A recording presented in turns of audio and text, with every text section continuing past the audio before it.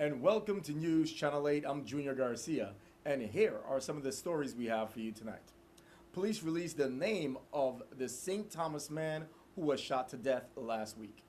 CMS report details on patient harm issues at Wang F. Louis, and a tea party for a worthy cause. These stories and more up next on News Channel 8.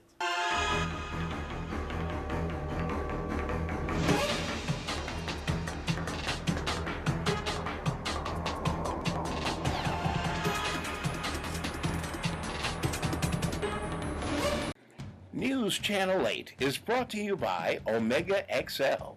Experience Larry King's breakthrough secret to joint pain relief, Omega XL. To order or find out more information, call 1-800-298-1647 or check us out at asseenonchanel8.com. In tonight's top story, the Governor Wang F. Louis Hospital management failed to report numerous 2014 and 2013 incidents in which patients were harmed to his governing board or territorial board for review, according to the CMS report. While I'm very proud of the accomplishments we have made over the past 2 years, I am still very humbled by CMS's decision and the fact that our hospital was deemed deficient in several areas of participation. Certification under CMS is a must and priority for this hospital, and it is our responsibility to do whatever is necessary to achieve this goal. As such, I do not intend to let this decision demoralize the will of our people, nor will I allow it to demoralize the will and determination of our staff and physicians. JFL must succeed in meeting certification, and I firmly remain committed to doing whatever is necessary within the limits of my authority to get the job done. The deficiencies span from 2011 to 2014.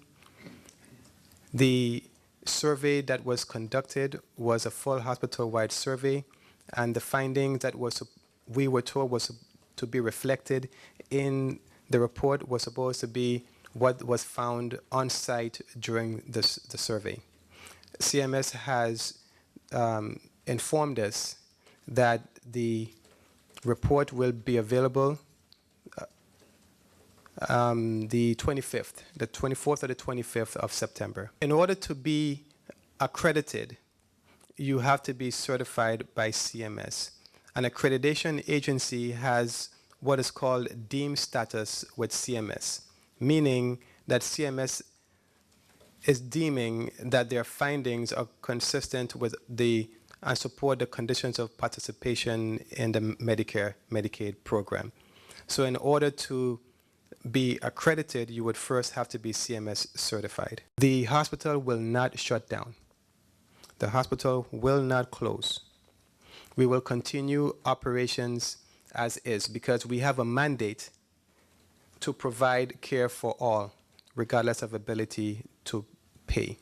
Now, we have been in discussion with the policymakers in government, including the governor's office, the governor himself, the delegate to Congress, and the governor's officers, as well as some members of the legislature, in how we can find funding to ensure smooth operations through the next few months. In other news, 52-year-old Victor Milliner was shot and killed near the Berg's home housing community on September 19th, according to the WSVI-TV spokeswoman, Melanie Rames.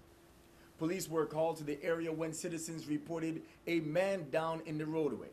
The victim was taken to the Roy Lester Snyder Hospital, where medical staff said he was shot several times and later died. If you have any information, please call Crime Stoppers at 1-800-222-TIPS. Again, that number is 1-800-222-TIPS or 911. On Thursday, September 25th, the Women's Coalition of St. Croix and the Domestic Violence Sexual Assault Council will host the 7th Annual National Day of Remembrance for Murdered Victims. Kanuma Isanison, DVSAC director said this year the event will focus on the children who have lost their loved ones because of violence in the community. My name is Kinuma. I'm the Executive Director of the Virgin Islands Domestic Violence and Sexual Assault Council. And today I'm very excited to invite our community to a collaborative effort for the National Day of Remembrance for Murdered Victims on Thursday, September 25th. It is a collaboration between DVSAC, my agency, and the Women's Coalition. It is an event that was initiated by the Women's Coalition first, and then we joined forces with them in recent years. The National Day of Remembrance is actually something that was designated by Congress in 2007 after the brutal murder of a Cincinnati family daughter. And since then, they've developed an organization to assist parents who have children who are murdered. And thereafter, the National Day of Remembrance came about from that, so we can have an opportunity to remember those lives that were lost due to violence. This year, the event that's being hosted at the Children's Center in Christiansted, the Women's Coalition Children's Center, is very different because we'll be focused on the children. And we'll be using art as a form for healing. It's very therapeutic for children and for adults as well. And so we want to change the focus and honor the children, because anytime there is a murder in our community, adults are affected, but children are affected just as much, as it's usually someone's parent, someone's sister, someone's brother. And so we want to recognize them this year. So we hope that we'll see you on Thursday, September 25th. It's from 5:30 to 7:30. Again, it's a collaborative effort between the Women's Coalition and the Domestic Violence Council. And just so you know, in St. Thomas, there will also be a moment of silence hosted by the Family Resource Center, which DVSAC also supports. And for more information on St. Croix, for events on St. Croix, you can contact the Women's Coalition at 773-9272. And for more information on the festivities being held in St. Thomas, you can contact the Family Resource Center at 776-3966. We hope to see you there. This is the Women's Coalition 8th National Day of Remembrance for Murder Victims. This is our 8th year holding this day in honor of people who've lost their loved ones to murder. And this is not just a domestic violence focus. I want to make that clear. This is for anyone who have lost their loved ones to murder. And as you well know, we've had plenty of murders in this community, particularly a lot of murders that's been unsolved. Every year we have a focus, and this year we decided to focus on children, because people forget that when loved ones die and murders take place, there's always children left behind. So this year we decided to do something special with the children. So on Thursday, September the 25th, from 5:30 to 7:30 at our Children's Center, which is 13 A and B King Cross Street in Christiansted, we're going to have an activity where we're going to have the children make photo frames, and they're going to design them, and it's going to be done in memories of their loved ones. So we're asking parents or guardians or brothers and sisters, if you know you have some children, which we know there are plenty in our community, that's suffering from the trauma of losing a loved one, you can bring them Thursday, and this is going to be very therapeutic. If they lost a loved one to murder, Thursday we're asking everyone to wear red and black. So red and black is the color for the remembrance for murder victims. So if you lost someone that was close to your heart in murder, or a family member, we're asking everyone to wear red and black. Anyone can come to the event. The focus is on children. But if there are some adults that need to come out and talk and get some healing, they can come out as well. The health department have been out and about spreading the word to help fight the mosquitoes with their Fight the Bite tour, but there is still lots of folks that have not gotten the message, as they were taking shots at the department on local radio talk show, Radio Talk. Hello, community. This is the Department of Health checking in. My name is Estelle LeBron, your public information officer. I'm here with Coach Foy, a valued citizen here in the Virgin Islands, and he came to find out the facts from the source. And I just want to give him the mic so he can talk to the community and let you know what he found when he came to health. Yeah, good day. Well, I had to come up here this morning due to the fact that, on the talk show they were talking about chikungunya and the commissioner ain't fogging. So I come to volunteer to drive the truck. But I was enlightened with a lot of information that the health department have been putting out about this chikungunya since January, April, May, June. They went to the summer camps. They went to education. They went all over, Soniel, Tutu Park Mall. I was really elated to find out so much information. And they've been out there trying to educate the public. I advise them to go and give the public more information. It was a pleasure meeting the commissioner. She didn't run and hide. Usually I have to sit and wait. I was escorted to the room in a short space of time, and we sit down and we had a very good, song, intelligent conversation. I also volunteered to assist them in any way, kind of poster, stand up on the side of the road, informing the public about this chikungunya epidemic we have in the Virgin Islands. So it was a pleasure coming here. I appreciate the time the commissioner spent with me and the knowledge and info that I got. So tell us, how do you feel about fogging after receiving this information? Well, based on her information, I don't think fogging is necessary. I think there's more educating the public, getting the public aware that they have to get all this water from around them, still water where the mosquito can go and breed. You stop it at the source. You don't go out fogging, because fogging could be another health hazard. And it's chemical and it could be toxic. You know, I'm talking about people drinking cistern water. It could get in the cistern water. It could get on people's clothes. So I don't think after talking to the commissioner, that's a good idea. So thank you again for coming and getting the answers from the source. If anyone has any questions and would like to talk about fighting the bite or training those around them to help fight the bite, you can call 340-773-1311. That's 340-773-1311, extension 3171. And this has been Estelle LeBron with Coach Foy. Yes. For the Department of Health. Thank you for checking in. Stay with us. We have more news straight ahead. This is News Channel 8.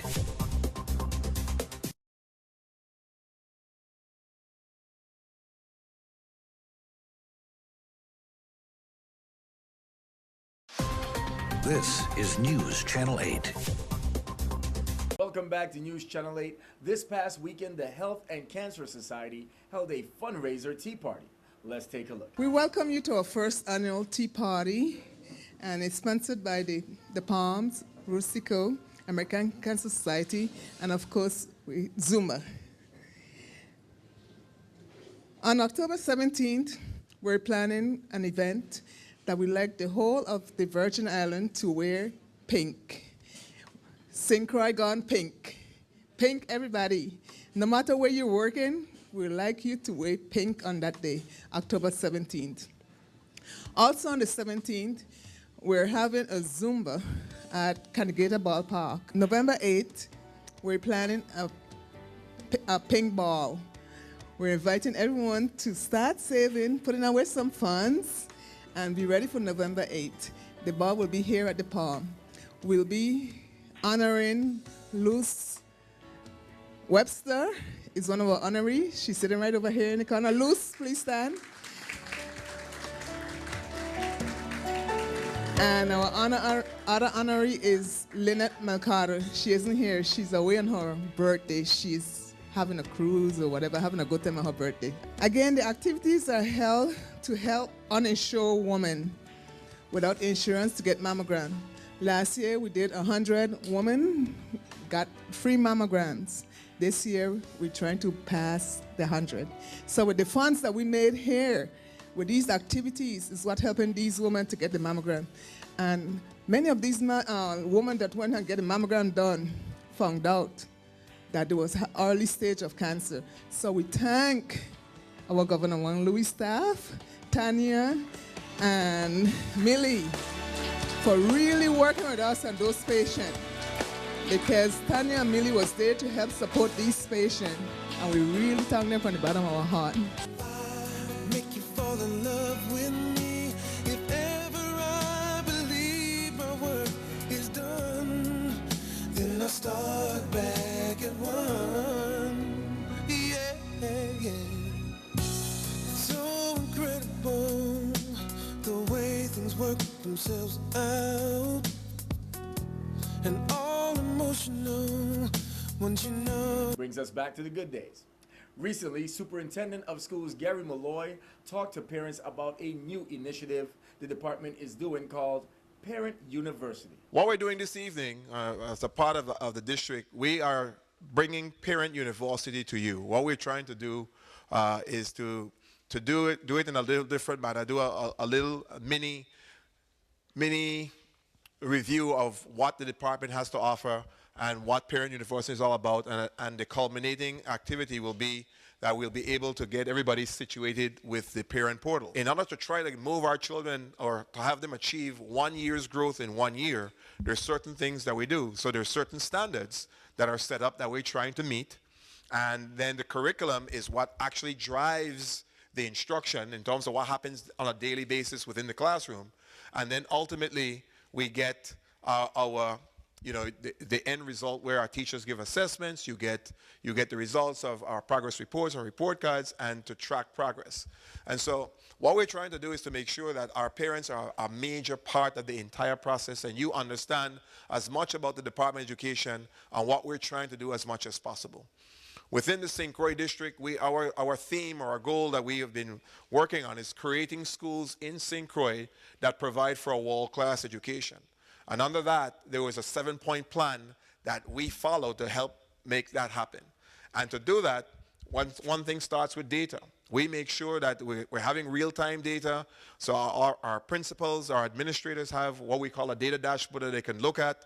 Our teachers are using the online lesson planning system that we can track and see how they're planning. So in addition to that, we're trying to make sure that we have extended learning opportunities. So number 2 would be our extended learning opportunities, where we're trying to make sure that our after-school programs, our summer programs, those are part of our extended learning. And what we try to do is to make sure that we don't look at instruction that's only taking place within the confines of this building, but we look at any of the exploratory opportunities for our children to learn. What we try to do is to look at what is scheduled to be taught. So you get a list of things that we are going to teach your children in a particular grade. We align that with what is actually taught, and then we align that again with what we test. So to make sure that there's a good correlation between what is scheduled to be taught, what is actually taught, and then what we test. And so then we look at the teacher effectiveness. We try to look and make sure that our teachers are highly qualified, and we train them to make sure that they work within a systematic manner. We then look at our leader effectiveness, so there are training sessions that we have for our administrators. And then we all culminate with looking at how everything comes together for our student engagement. Wow, that sounds informative and sounds like a great idea. Please sign me up. Stay tuned, we have more news right after this. This newscast has been sponsored by Mario's Virgin Crystal. Let us save you the hassle of lugging those jugs around. Purified bottled water conveniently delivered to your home or office. Also available in your favorite grocery store. Call 773-2810. This is News Channel 8.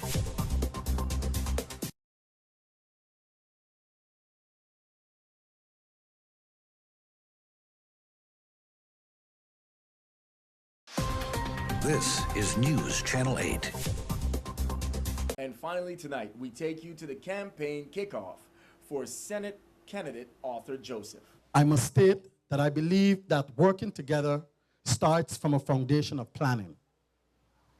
Through planning and constructive discussion, we, your elected leaders, can conquer our familiar enemy: high cost of energy, a fragmented healthcare system, rising unemployment, crime, and an unacceptable infrastructure. Ladies and gentlemen, it is midnight, and I'm knocking on your door. I'm not asking for 3 loaves of bread, but rather I'm asking for your vote. I need your vote to improve the quality of life, strengthen public safety and confidence, and stabilize and grow our economy for all our residents in the District of St. Croix. Ladies and gentlemen, now is the time. Now is the time. On November 4th, 2014, I humbly ask for your vote. Now is the time. Vote number 9.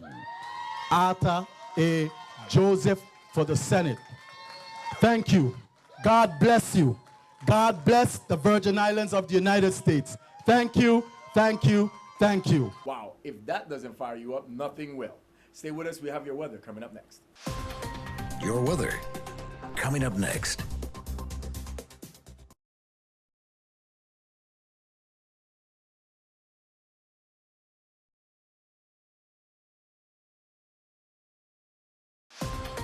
Your weather. And here's a look at your local weather. Tonight, showers likely and possibly a thunderstorm. Mostly cloudy with a low around 82. East-southeast wind around 14 miles per hour. Chance of precipitation is 60%. New rainfall amounts between 1/2 and 3/4 of an inch possible. On Tuesday, showers likely and possibly a thunderstorm before noon, then scattered showers and thunderstorms after noon. Some of the storms could produce heavy rain, partly sunny, with a high near 88. Heat index values as high as 98. East wind 14 to 16 miles per hour. Chance of precipitation is 60%. New rainfall amounts between 1/4 and 1/2 of an inch possible. This is Cheryl Francis with your Channel 8 News Weather. Thank you very much for tuning in. Do not forget to like us on Facebook at WSVI-CHA. You can also follow us on Twitter at WSVI-TV News Channel 8. And be sure to subscribe to Channel 8 on your YouTube at WSVI-TV News Channel 8. Watch us on your computer, plus use the free Dish Anywhere app to DVR us or see us anywhere in the world on your smartphone or tablet. I'm Junior Garcia, and World News is up next. Good night, Virgin Islands. News Channel 8 is brought to you by Omega XL. Experience Larry King's breakthrough secret to joint pain relief, Omega XL. To order or find out more information, call 1-800-298-1647 or check us out at AsSeenOnChannel8.com.